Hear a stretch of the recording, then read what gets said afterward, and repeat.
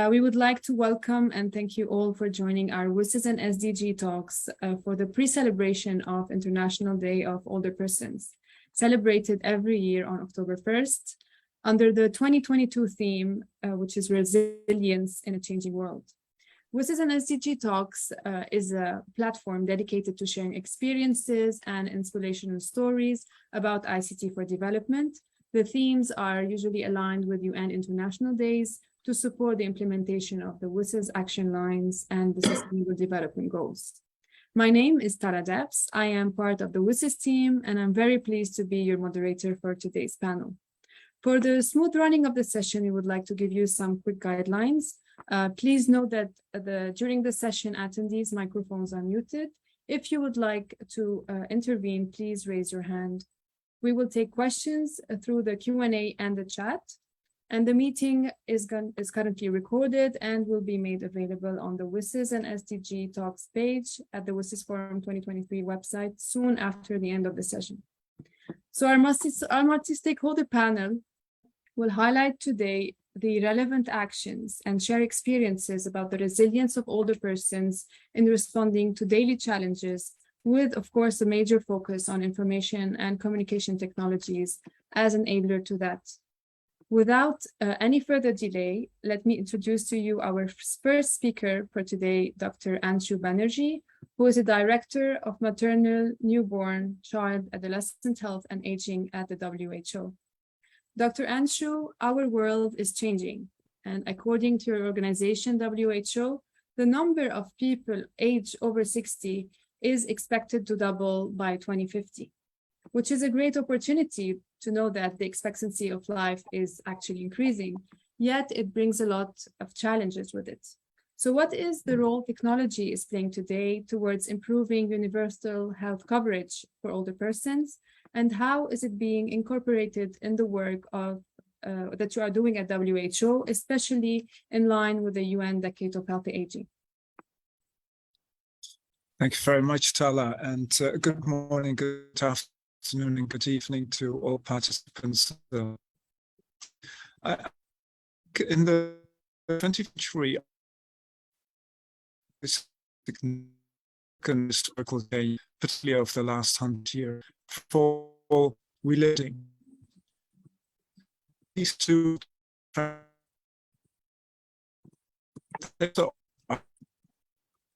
unprecedented opportunities. We are having some connection problems. We are not able to hear you. Yes, now, can you try now? Yes, can you hear me now? Yes, perfect. Oh, okay, thank you. First of all, good morning, good afternoon, evening to everyone. Thank you for joining our I think that our world is experiencing two significant change last 100. And secondly, our population is aging. And these two remarkable trends have profound implications in society and also offer unprecedented opportunities for sustainable development. And the rise of new technology. Dr. Anshu, we still have some connection problems. Okay. Would you like me to give you some time to? Sure. Yes. Okay. We will come back to you. Maybe you can try to reconnect. Yes, maybe. So maybe we will move on to our next speaker. Actually, on this special UN Day, we are pleased to launch the third edition of the WSIS Healthy Aging Innovation Special Prize, which is an international recognition of innovators and impactful emerging technologies that are bringing sustainable solutions for the increasing global population of older persons by reducing their vulnerability and promoting active aging.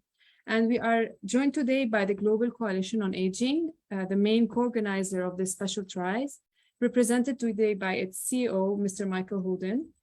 So Mike, thank you for being with us today. And after two successful editions, we are pleased to be here to launch the third edition of this prize. So in your opinion, how is this prize contributing to the value of older persons? And can you tell us more about the lessons learned from the previous editions? Mike, the floor is yours. Yes, thank you, Tala. And as the CEO of Global Coalition on Aging, we're delighted to link the private sector, the business community itself, to our goals around healthy aging that are reflected in the decade of healthy aging. The UN Declaration, which now reflects through the WHO leadership, but also ITU and WSIS. And one of the linkages that we have with the decade and with meeting the needs of older people is to relate the silver economy, which is roughly assessed, analyzed at about 17 trillion. There's some numbers one sees that judge it closer to 20 trillion, but it's a very huge number, which means that as every society across the planet modernizes, they also age. The proportion of old to young shifts where they become more old than young, in addition to the longevity we've experienced of people living longer into their 80s, into our 80s, 90s, and beyond. And therefore, to meet the needs of overall economic growth and strategic opportunity in society to create real value, one has to think about it in terms of the silver economy, not just one or two or three segments, but the entire of our economic landscape, which includes older persons. Here we are today celebrating that, and therefore the partnership of Global Coalition on Aging with WSIS ITU over the last several years has been marked by this Healthy Aging Innovation Prize, as you said, Tala. We're delighted to have last year's winner with us, Charles Bark, Hainunu, whom we will hear from in a few minutes, and Ian Philp, founder and CEO of Age Care Technologies, was the first winner. We're also delighted to have our friends from Qatar who are here with us as part of the group who made the finalist. The Healthy Aging Innovation Prize has always been intended to encourage the applications of innovative technology to enabling of a healthier and more active aging. And oftentimes that comes from people who are younger, creating these new innovations for an older population, or it can come from people who are actually older, who have a direct experience already with growing old and what the needs are. We would hope, and we'll hear from Charles Bark in a few minutes, that it gives a kind of visibility so that large and small enterprise can understand the opportunities here, relationships, and even future investment. As many of you will know, the Global Coalition on Aging has a Silver Economy Forum November 8th and 9th. And on one of our opening panels is investing in the silver economy. And we will have representations from private equity, from venture capital, from the foundation world, and from global institutions. So we understand that there are multiple segments of our economy that can and will and are investing in the silver economy. And one of those, of course, is reflected, excuse me, in the Healthy Aging Innovation Prize. We hope that in addition to giving visibility, it actually enables the winner and the finalists of the prize to get a kind of relationship with investors in markets around the world. And we know that we'll hear from our winner last year on that. This year, we're having the third prize. We're delighted to do that. And I should just say that we're launching it officially today. We will start a little bit earlier in the year because we hope to be in person finally. It's been always virtual the last couple of years. We'll have different categories to enable healthy aging: submissions for disease prevention and management, ongoing care of older people, enhancing freedom and independence through mobility, access, and continuing to work and be active. So it is around health, but is also around engagement, activity, working longer, the recognition around caregiving, and many, many elements of our silver economy. So again, thank you for the partnership. We're delighted to launch it, and it's no more fitting a moment than today as we celebrate 2022 Day of Older Persons. Thank you. Thank you. Thank you very much, Michael, and to the Global Coalition on Aging for all your efforts.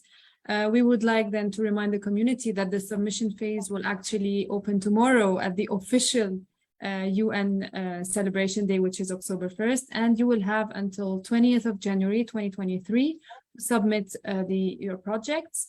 And the winner will be announced during the WSIS Forum 2023, scheduled to take place in Geneva from 13 to 17 March 2023. I wanted just to check that Dr. Panchu Energy is with us. Yes, can you hear me, Tala? Okay, better? Thank you. Thank you. So if you're okay, we will give you the floor to continue your intervention. Thank you very much. And good morning, good afternoon, and good evening. And so just coming back to the two questions Tala asked in relation to what WHO is doing. I think what we wanted to highlight was that, over the last couple of years, we have really experienced a couple of changes, historical changes, let's say. First of all, digitalization, and secondly, the aging of the population in general. And these two remarkable trends have many profound implications for society, but they also offer unprecedented opportunities for sustainable development.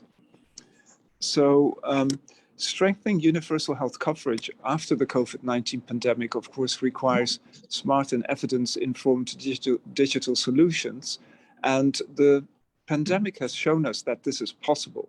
In the context of health and social care for older persons, we therefore have three overarching questions. First, how do we reach more older people? Secondly, how to improve the quality of integrated person-centered care and social services? And thirdly, how to strengthen financial risk protection for older people and families within the umbrella of universal health coverage. So digital technologies continue to provide promising solutions that can overcome some of these challenges. For example, we've seen in many countries that frontline health workers visit older people in the communities with app-enabled devices for early detection and treatment of common health conditions. Another example is from Costa Rica, where a number of health facilities are using machine learning algorithms to identify patients at high risk of developing diabetes or other chronic health issues such as hypertension. And so to look at how to reduce the risk for these patients or older people, and how to take preventive action. Another example is in Yemen, and particularly within the context of conflict, how they're using geospatial information systems to estimate access to health facilities and how that access has changed over time. And we've also seen that online healthcare is being provided in humanitarian settings and provides a crucial lifeline to thousands of older people.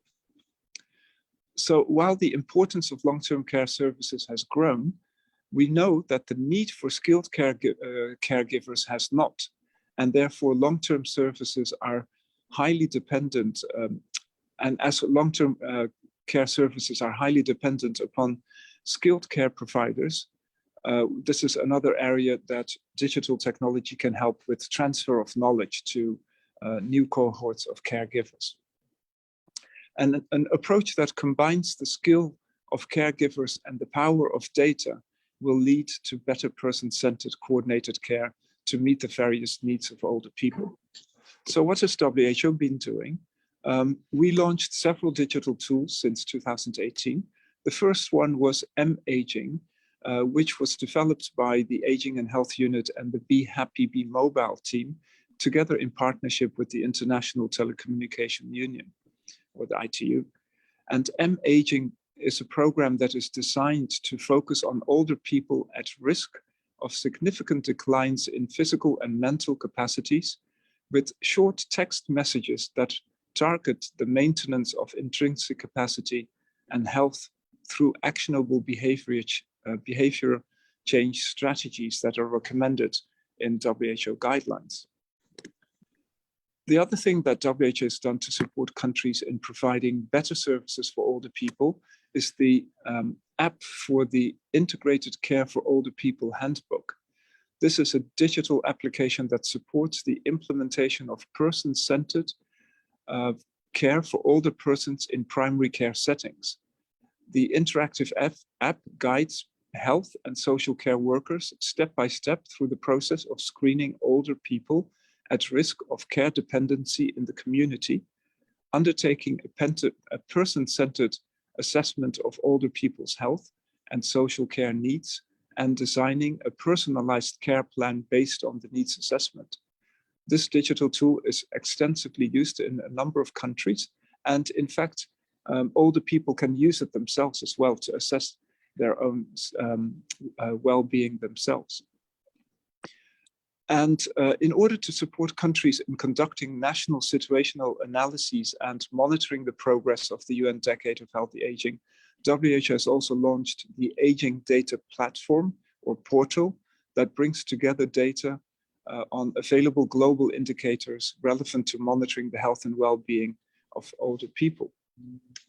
Finally, there is also the Decade Knowledge Exchange Platform, which is an online collaborative space that enables all stakeholders to find, share, and produce knowledge on healthy aging.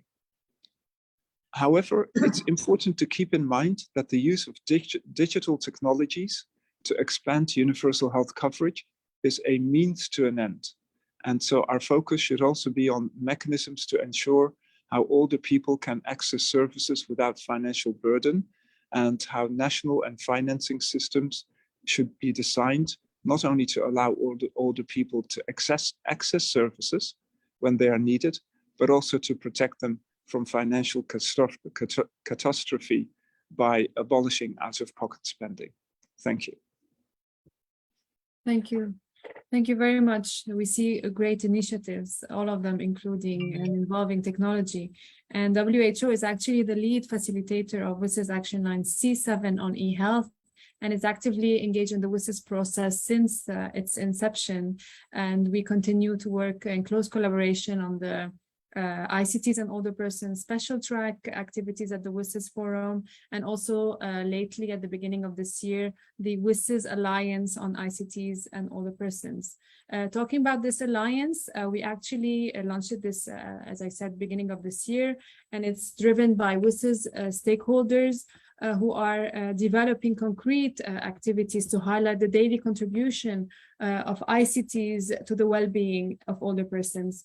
And one of the activities that we have launched is a series of 60 seconds interviews with the segment of society, where we are happy to share with you today our first series with some testimonials from them. So please, can we play the video? WSIS and ICTs and Older Persons Alliance presents Aging Better with ICTs, Sharing of Tangible Experience. In what ways have information and communication technologies helped you in your life? So many technologies are available as a tool to us. Communication is much easier. Activities, publications, Zoom now during the epidemic. So I can keep track of my health. We do research, we do interviews like you do. Work with files that are sent from several countries. Representing the interests of older persons, I can only do because I have a computer. To buy things from supermarkets. I can remit the money to the bank.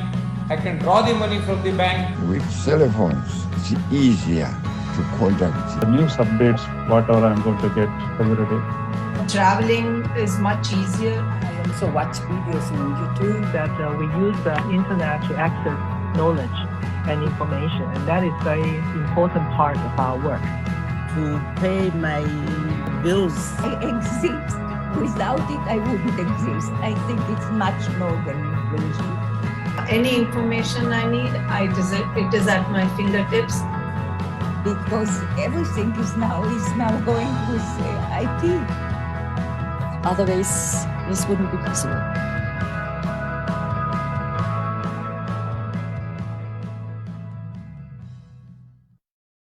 Thank you to all the participants and to all their testimonials in this video. And there's a sentence that actually marked me actually. It says, "I exist, without it, I wouldn't exist," which is, I believe, a very powerful testimonial by Hava. And to her, technology is not a nice to have thing. It's not a must have. It's a critical prerequisite to belonging to today's society, which is a digital society. Which brings me to our next speaker, Ms. Roxana Weidmer-Yanesco, Senior Coordinator of Digital Inclusion at the International Telecommunication Union. So Roxana, in your views as an expert of digital inclusion, what is yet to be done to build more inclusive and age-friendly societies? And could you highlight ITU's efforts in that regard? Thank you, Tala, and thank you all of you for these very inspirational remarks. Actually, I believe that what you just said, that technology, it's not anymore a luxury, because like it or not, everyone can observe that a part of our life is actually happening now in digital spaces. So for me, in simple words, I would say that by do not making technology accessible, affordable, and available to older person is like completely extracting this group from the society, from our lives. And I have to say that I wouldn't like to happen this to any of us. And I don't want to become a romantic here, because we are all supposed to provide very concrete details, and I will do it. But I think that from time to time is good to have more empathic thinking. And I commend actually the very nice title that we'll have tomorrow for the 2022 theme of the UN International Day of Older Person, which you also mentioned in this, which is resilience of older person in a changing world. And as you say, the significant role of older women that are playing in traversing the global challenges. And I think our grandmas, it's always something that we can keep in mind with regard to the education and the input that they give in our life. And to this, I will, and based on this, I would like to address the importance of this topic that ITU accords since actually the implementation of the decade, so in 2020. And the fact that we have now a dedicated subject in aging in a digital work within the work of the BDT Development Bureau. And of course, joining all the efforts of the stakeholders and our UN family, actually ITU would like to eliminate the misconception that older generation do not use technology, and to say that many are becoming even technological savvy.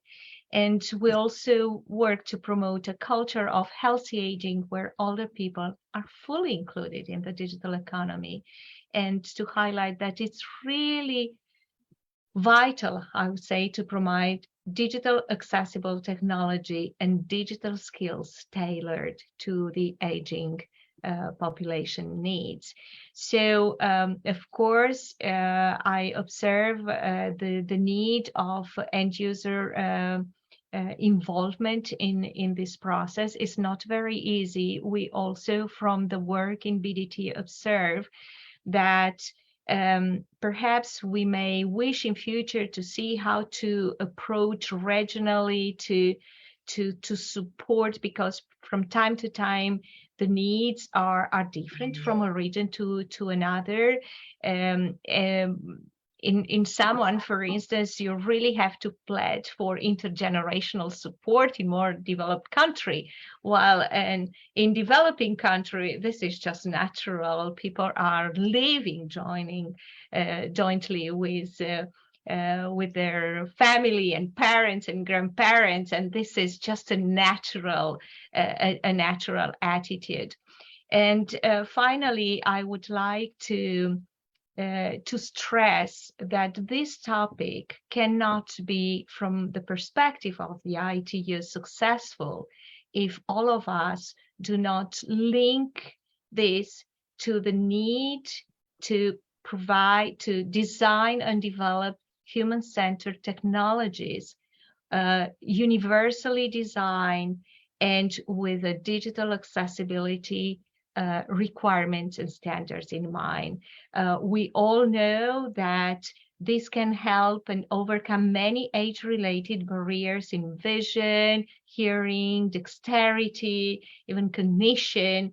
Everybody's using screen readers, the text-to-voice, the voice-to-text, the virtual assistants are example of these features.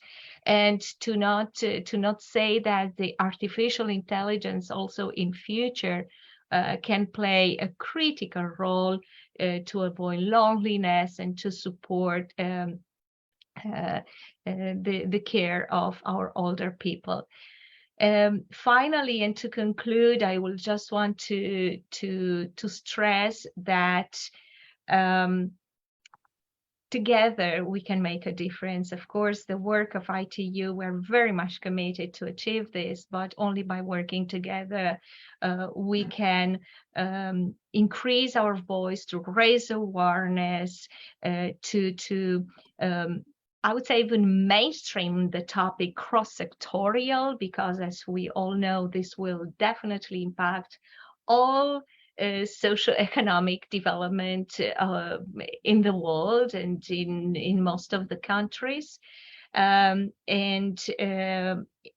this respect, I would also like to congratulate my colleagues from the Americas and from Europe, who already included in their key regional events the older person topic in the Accessible Americas, for instance, ICT for All, which will be held this year from 16 to 18 November, because we all talk about development of inclusive digital communities and societies. And we cannot talk about this inclusion without considering each and every of us, regardless of our age, gender, ability to use the technology, or location. With this in mind, I will be very happy to provide more information on all our resources and all our support. Perhaps my colleague can put this in the chat. If not, I will do it as soon as I will finish this intervention with all of you. And just before finish, I like to say that aging is a privilege, and aging in the digital world is a chance. So let's take the chance and get old, not only healthy, but also happy through the, let's say, the magic that technology can offer in our life. Thank you. Thank you. Thank you very much, Roxana, and thank you for your insights and for highlighting the also importance of regional diversity and specification to approach the needs of older persons, and also for reminding us that this year's UN theme focuses a lot on older women. Yes. And we have with us today Dr. Jane Barat, Secretary General of the International Federation on Aging. First, Dr. Jane, congratulations on being recognized by the UN Decade of Healthy Aging as one of the Healthy Aging 50 leaders for your major role in contributing to a world where there is a better place to grow older. In your opinion, what are the structural inequities that appear to impact older women more than men today? And how does high resilience create opportunities for change? And how can the future technology strengthen the resilience and fortitude of older women? And thank you very much, Tala. Good morning, good afternoon, and good evening, my fellow colleagues. Thank you for your warm wishes, but I am one of hundreds of thousands of people that work daily and are committed to improving the lives of older people. But thank you. I wanted to first of all acknowledge the work of WHO and particularly the comments by Dr. Banerjee, in the development of technology, which is central to this conversation and going forward. So thank you. Health and well-being are inextricably linked to an individual's capacity for continued meaningful engagement and connection. So when we talk about older women, we must remind ourselves that older women are more likely to be poor, socially isolated, badly housed, unhealthy, and die sooner because of a lifetime of lower pay and unequal working conditions than older men. So I like to actually look at what is the situational context in which we're talking about information and technology today. Structural inequalities and inequities are quite different between women and men, such as caregiving responsibilities, wage gap and low wage work, higher healthcare costs, death of a spouse or divorce, wealth gap and discrimination, and domestic violence. Studies in the United Kingdom have come out saying that older women are also more likely in this period within a pandemic to report being anxious and depressed. And we know from the WHO that there's an increase, 28% increase in depressive illnesses, 26% increase in anxiety illnesses as a result of. But what is the role of information and technology when it comes for queuing for operations? How do we access and catch up in terms of operations for knees, hips, cataracts, and diagnostics? Because that is inextricably linked to health and well-being. Older women, just as older men, are capable of high resilience, despite socioeconomic backgrounds, personal experiences, and declining health.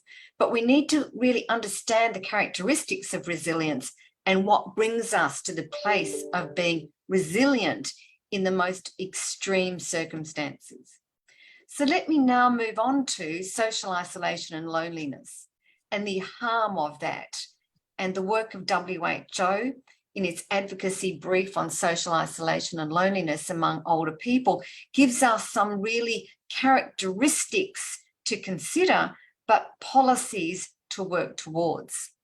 We know that isolation and loneliness are harmful.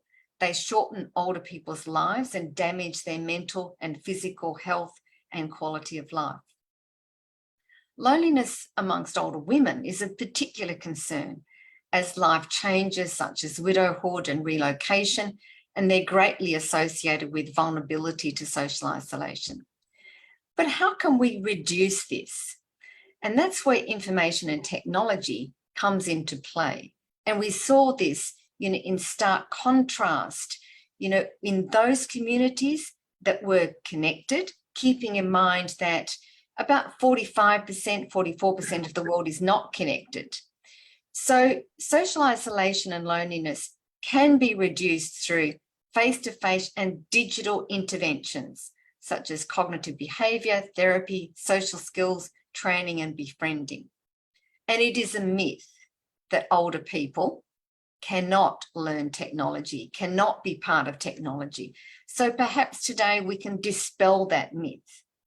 It may be that the technology is not there or it needs to be more effective, but it is a myth that older people cannot be trained in technology. We need to also improve infrastructure, transport, digital inclusion, built environment, and promoting age-friendly communities.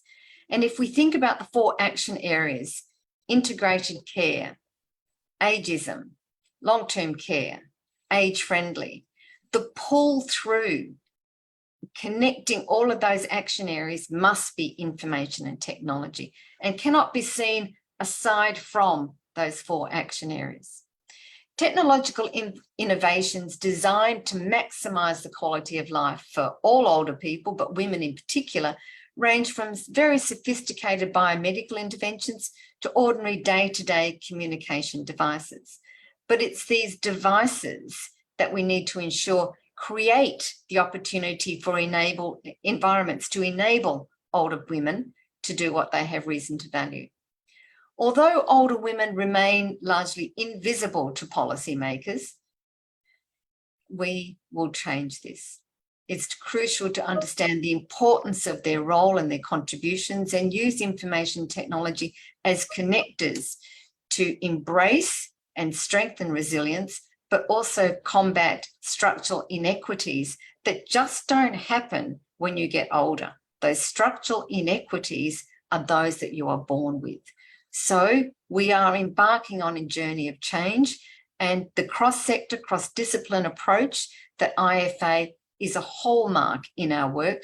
We look forward to the collaboration and partnerships going forward. And thank you very much, Tala, for the opportunity to be part of this important panel today. Thank you.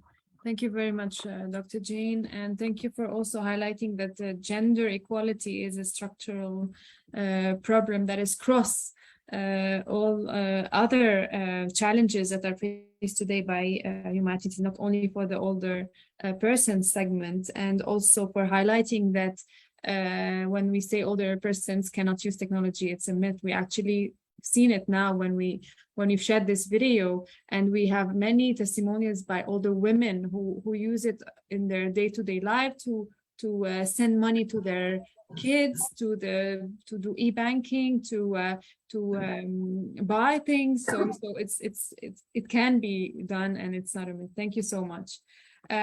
Moving on with our next speaker, our special participant today was Sir Charles Bark, who is actually the winner of the WSIS Healthy Aging Innovation Special Prize 2022. He is the founder of Hainunu, which is a startup that is an AI patient-centric data platform focusing on preventive care and helping senior citizens fight chronic disease, and also bringing to them healthier and happier lives at home through what they call a digital twin. So, Mr. Bark, traditional senior care industry is facing a severe shortage of healthcare professionals, whether it is from high-income countries and low-medium income countries. Besides, almost everyone wants to age well at home despite being sick or not. What is Hainunu's vision to improve senior care delivery and reduce the burden of existing family and professional caregivers in high and low medium income countries? And because you are the winner of the WSIS Healthy Aging Innovation Special Prize last year, maybe you can tell us about what you've gained from this international recognition of being the winner of this prize. So, Mr. Bark, the floor is yours. Thank you very much for your 2 questions, Tala, and it's a privilege and an honor to be with you all today, including the wonderful participants coming from all over the world. So your question is very important. Why? Let me be a little bit provocative in my answer. To improve senior care delivery and healthy aging at home, we need definitely a revolutionary mindset as well as humanistic heart. Why? Because everybody knows that we face a severe shortage of healthcare professionals, and the 1 billion elderly today will become 2 billion within 30 years, and among them, a vast majority, which is around 80%, will come from low and medium income countries. So World Health Organization reported that traditional healthcare system today is not adapted to senior care because it's oriented to cure when it's too late and too expensive. Therefore, they wrote that innovation in improving healthy aging will likely to come from innovators that are not biased by their experience in traditional healthcare system. And it reminds me, Tala, what Einstein said: we cannot solve our problem with the same level of thinking that created them. And if we look at the major improvement in smartphone or aerospace or electric vehicle industry, they were fully revolutionized recently by Steve Jobs and Elon Musk, who were outsider and not insider. And it's the same for senior care in the world. I really believe that it is innovator that will improve healthy aging, and those major drivers of change will come from outside this industry.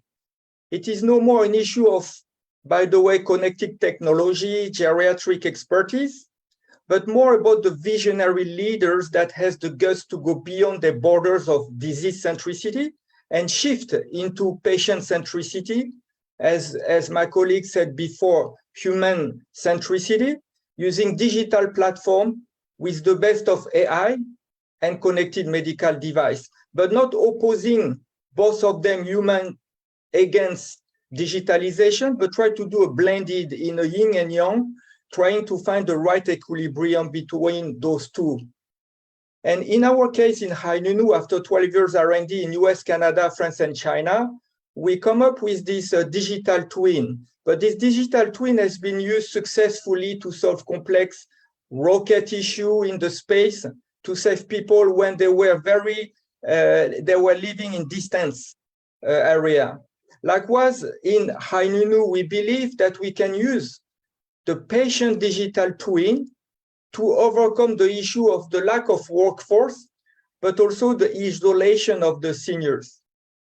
But we need to clarify what is a digital twin. And if you allow me to share 1-2 slide maximum, I'll be happy to share with the audience what is our concept of digital twin. Yes, please go ahead. So our Hainunu innovation is built on an AI platform that has 3 main components.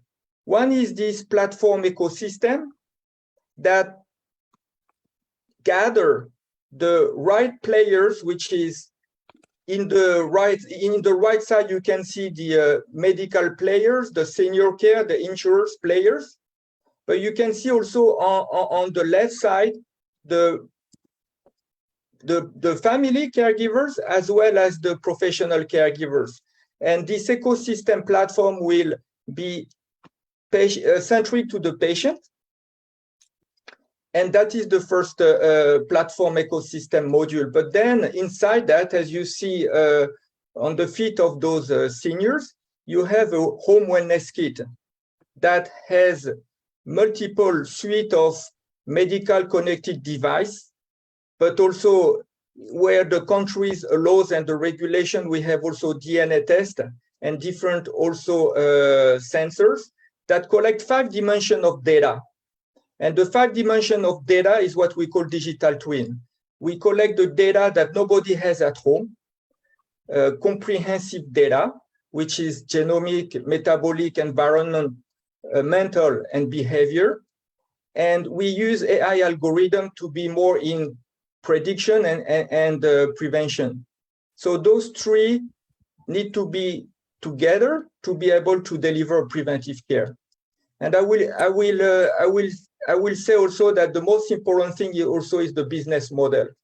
Business model in order to be accessible to many, because since 80% of seniors will come from low and medium income countries, we don't want to increase the digital divide, which is very important. So we have a business model that is $1 per user per month. And we can deliver this SaaS model, pay-per-use, exactly like the same in Uber or Airbnb, but we digitalize and democratize those data for everybody. Regarding your second question, which is also very important, is what benefit did we get from being a winner? First is very important for us and our partners and investors, because it gave us a credibility and credential. It's easier as an entrepreneur startup to say we are the best in the world, but it's better when our peers, like the high level of Global Coalition on Aging, and when you look at the jury members, including Dr. Banerjee and the ITU and the WSIS, help us to get those credentials in the world. Because when we are small potato like Hainunu, and we try to collaborate in peers-to-peers with a big corporate, most of them will say, but who is Hainunu? Who is Charles Bark? It's kind of risky. But when they look at the credential that we got through this prize, it gives them more trust about that, because when they look at this competition, we were very honored to receive a prize against 115 public and private institutions that came from 40 countries. And that gives us credential. And since then, even though it was just last June, we were very happy to engage in very good collaboration project, even in US with Mike and also Novartis. And that is a good milestone that we aim to deliver, as well as a partnership with Senior Care, global companies in the world. Thank you. Thank you very much, Charles. Actually, you've highlighted a very important point, which is, I mean, we are the UN, and our aim also is to be able to develop solutions that are sustainable and that can respond and provide services to as many as possible. So thank you for also highlighting this part, and I think we should come back with a small discussion, maybe perhaps with Roxana and Mike on this aspect. But we have our last speaker today, which is Ihsan Center from Qatar, represented by Ms. Noor Al-Batir, which is an outreach specialist. And Ihsan has also been a finalist of the second edition of the Healthy Aging Innovation Prize. And their mission in Qatar is to strive and to empower the elderly and provide them with proper services while seeking to blend them with society and keep them with their families. So what motivated Ihsan Center, Noor, to launch the e-learning project for the elderly? Yeah. Hi. After direct communicate with the elderly, most of them members and Ihsan Center, we noticed that they are don't have the skills to use technology, lack of skill to use technology.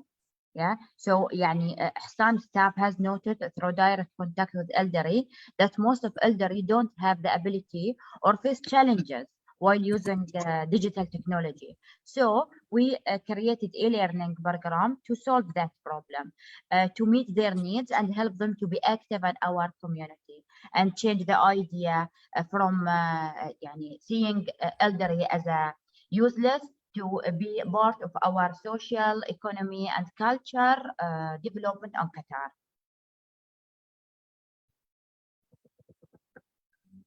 Thank you. Also, I would speak about Ihsan if there's time.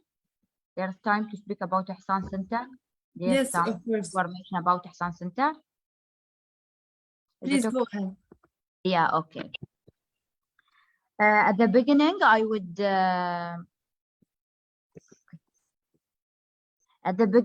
like to introduce Ihsan Center. Ihsan Center provides free service for elderly, for Qatari and non-Qatari, and for both male and females. The aim of Ihsan Center is to empowering elderly to be productive and independent, plus changing the negative idea of elderly. As I told you, there is a stigma that maybe around all the world, but in our society too much, they see elderly as a useless, especially after retirement. So We want to change this idea because we all know now the number of elderly increased around the world, and most of them well educated and have very high life and work experience. So we want to benefit from them. So we want to change this idea. In order to achieve this goal, Ihsan with Mada, 2014 created e-learning project. The idea of e-learning project is to provide training courses annually, not only one time, annually every year, by teaching elderly how to use digital technology like smartphones and mobile apps, for example, how to download and use Google Maps. Nowadays, there were about 400 older persons graduated from e-learning program. And now we are sure they are communicating with people in a modern way, independently with full self-confidence. So we improve their quality of their life. As a part of a project investment, we're proud to participate in WSIS Forum and being part of Healthy Aging Innovation Prize. This experience gave us the chance to communicate with other agencies working in the same field. In the future, Ihsan Center will expand the e-learning project to all area around Doha. No, currently, just inside Doha, but in the future, we will expand more areas outside Doha. That's it. Thank you. Thank you very much, Noor and Ihsan Center for developing these e-learning programs. And these programs are not only replicable in the Arab region, but actually we can develop them everywhere, and hence they are sustainable. And this is what we are also looking for at for the submissions for the WSIS Healthy Innovation Special Prize. We want solutions that are easily replicated everywhere. So thank you very much, Noor, for being here with us today. Our last speaker for today, unfortunately, Dr. Shantu Watt, could not be with us today due to some medical reasons, but she actually would like us to read quickly a summary of her intervention and what she wanted to highlight today. And actually, the topic that she wanted to focus on was the abuse of older persons and how can resilience of older people be strengthened against such abuses. So just quickly to summarize her key points, she wanted to mention that abuse more often takes place within a family context, not and sharing information about it with third parties is actually limited. And data from WHO says that 1 in 6 person older than 60 years has experienced one or another form of abuse in the year before 2017, which means that we have more than 150 million persons who experienced elderly abuse. And the COVID pandemic has contributed to a steep increase of abuses as people's ability to travel became more limited. And when we hear about abuse, we usually think about institutional settings such as nursing homes. However, elder abuse also occurs within the family context. And unfortunately, because of shame and other factors preventing reporting, we do not possess enough data from these various forms of abuse. Then she continues and says that the vulnerability of elderly comes because we have disability and poor physical health, poor mental health, and poverty. And there is a recent study by WHO with the support of the International Network for the Prevention of Elder Abuse, INPAs, based on estimates from 52 studies and 28 countries, shows that more frequent form of abuse is psychological abuse, number one. It is 33.4% of all registered cases in institutional settings. And second comes physical abuse. The third frequent one is the financial abuse. The fourth is neglect. And the last category is sexual abuse. And then she mentions that we can prevent this through helpline centers, through emergency shelters, and of course, using technology and especially AI to solve this. And she wanted to also invite you all to join the Committee on Aging in Vienna event, this year's commemoration of the International Day of Older Persons. I think my colleagues will share the links in the chat where The event will be in major UN offices like New York, Geneva, Vienna, and Nairobi. And the one in Vienna will actually be opened by the Austrian Minister of Social Affairs. And he would want to, and she invites all peoples around the globe to follow this commemoration that has been an annual event since the 1990s. I hope I summarized well her intervention. And I think we still have 5 minutes, and we would like to use this opportunity to make the discussion more interactive. So I know that my colleague Roxana wanted to respond to what Charles has presented, because you mentioned, Charles, that we are looking for innovation and we want to marry this couple of humans and AI, right? And this brings a lot of questions regarding policies. So Roxana, maybe you wanted to highlight this point. Yes, I will make it very quick. I have a very quick question, yes, to Charles. I was wondering while you were doing the presentation, because I was not very sure, is this platform digitally accessible? Is this provided digitally accessible? Yeah, it is digitally accessible. Not only do you hear me? Yes, absolutely. Okay, not only digitally accessible in terms of technology everywhere in the world, but more important, the judge are the final users, as you said before, and through the app, super app in the mobile phone, we make sure with a designer in UI, user interface and user experience, we had around a team of 12, the best in France, where the purpose was to be able to make it senior friendly, designed by elderlies to elderlies, because sometimes this app of e-health are just provided by geek, but they completely forget that the seniors most of them are not digital savvy. Excellent. That's why we need, from the design perspective, to include seniors. And for me, I include my mom, who is a retired doctor, but also a senior who had a problem, because myself, I was thinking of helping them, but living 10,000 kilometers from her. And the design was with elderlies to elderlies, which is very important at the end. Thank you, Charles. To this, I just want to jump to a question which was put by Erica Dar on how WHO and ITU working. Yeah. Sorry, Roxana, before you do, just to jump in on that point. Please. And to reinforce Charles's comment, as WSIS and ITU knows, we're very careful in having a broad-based panel of judges. One of them is here with us, Dr. Anshu Banerjee, Anshu, but with colleagues from other places. And while there were some very technical criteria, some of the more subtle and qualitative criteria were exactly around the question you asked with respect to applicability, scalability. Not only was it innovative, but accessibility as well. So the judges, I know, looked at a lot of elements that were both articulated criteria, but also more subtle, and we'll build that in, and your point is a very good one for 2023 as well.